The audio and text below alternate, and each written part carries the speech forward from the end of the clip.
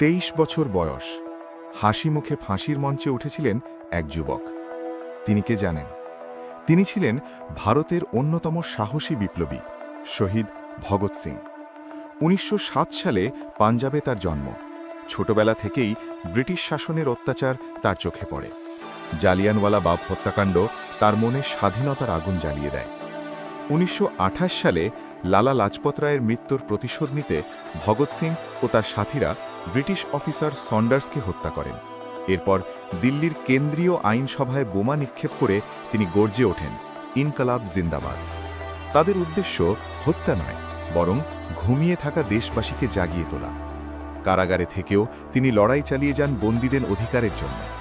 23 March 1931 Bhagat Singh, Sukhdev ও রাজগুরু হাসি মুখে ফাঁসির দড়ি গ্রহণ করেন। তিনি মারা যাননি। আজও প্রতিটি স্বাধীন হৃদয়ে বেঁচে আছেন শহীদ ভগৎ সিং। জয় হিন্দ, বন্দে মাতরম।